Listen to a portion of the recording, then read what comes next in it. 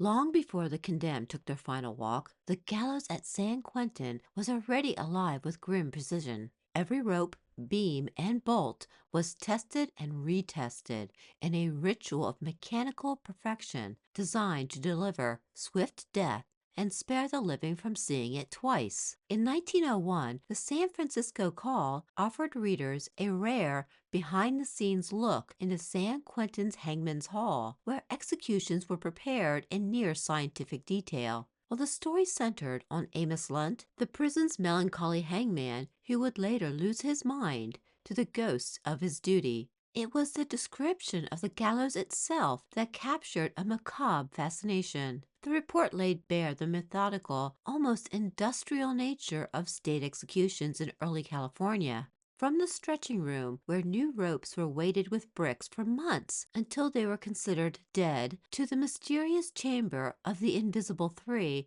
who triggered the fatal drop, every aspect was governed by quiet efficiency. It was not a place of chaos or passion, but of cold, deliberate craft. In this excerpt, the focus shifts from the condemned to the machinery of death itself. The gallows on the fourth floor of San Quentin, the weight boxes, the cannonballs, and the men who remained nameless even as they delivered judgment.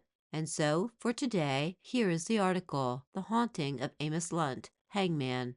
Amos Lunt, who slipped the noose over the heads of a score of California's murderers, is confined in the insane asylum at Napa. They say his life is fast ebbing away in the delirium of a madman's cell. It was a curious combination of circumstances that turned a mild-mannered Massachusetts boy into an official hangman of a wild western state. All his life he had been a clerk or bookkeeper, unused to manual labor. Health failing from confinement and an injury which he had received, he was advised by his doctor to refrain from all active work and take plenty of exercise in the open air. The position of policeman just filling these requirements, he exerted sufficient political influence to secure himself that occupation in Santa Cruz. Eventually, he was appointed as a guard at San Quentin. At that time, a man named Hale was warden, having just taken his position, and Hale hated hanging.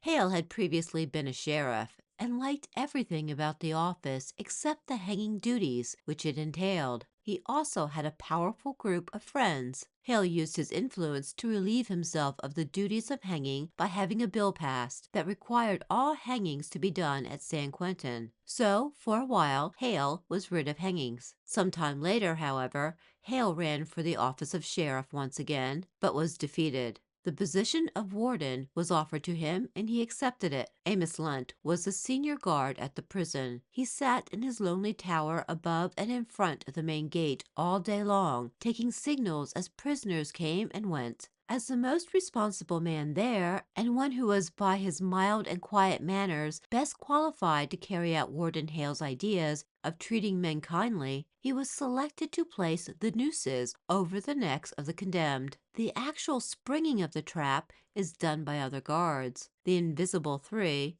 who, concealed from view and unknown to all, cut the cords, one of which is fatal. This duty, the actual hanging, Lunt always sturdily refused. In order that the method of scattering and concealing responsibility may be understood, it will be necessary to explain the workings of the death machine. The gallows at San Quentin is on the fourth floor of a large brick building and occupies, with its various antechambers and death cells, the entire space, which is known as Hangman's Hall. Entering the building from an exterior flight of stairs, the first room is the stretching room, where the specially made rope is cut in proper lengths and stretched for month after month until there is no more stretch or twist in it. Much depends upon the rope. Amos Lunt's choice was for a special twist, made to order by the Tubbs Cordage Company. The rope is about 3/4 of an inch and looks much like ordinary manila, only that upon feeling it is found to be soft and pliable, although the fibers of which it is composed are as strong as catgut.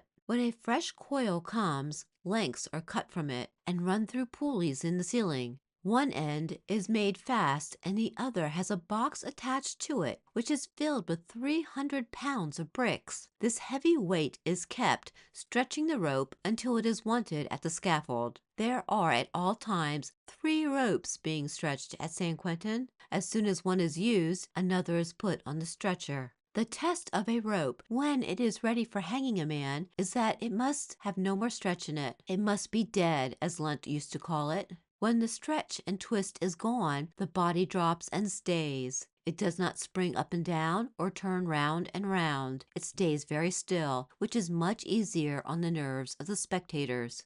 After the stretching rooms comes the one in which the gallows is erected. The platform is perhaps 12 feet square, but little more than the height of a man's head from the floor. Toward the front of the platform are 2 traps side by side. Above the traps are a sturdy beam for which 2 nooses are dangling.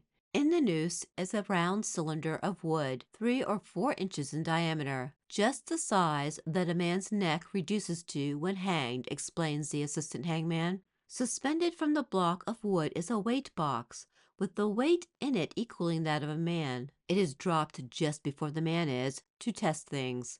At the back of the platform is a flight of 13 steps. On the other side is the box in which the invisible 3 are hidden. The strands upon which the man's life rests pass through this box, but no one knows which is which. Each of the cords, as it is cut, allows a cannon ball to drop. One of the cannon balls jerks the bolts which holds the trap in place, and at the same time gives the trap a violent downward pull. The men are sent into this box before any other persons are allowed in the room, and do not leave until after they have all departed, so that they are forever unknown to each other and to the one who drew their names.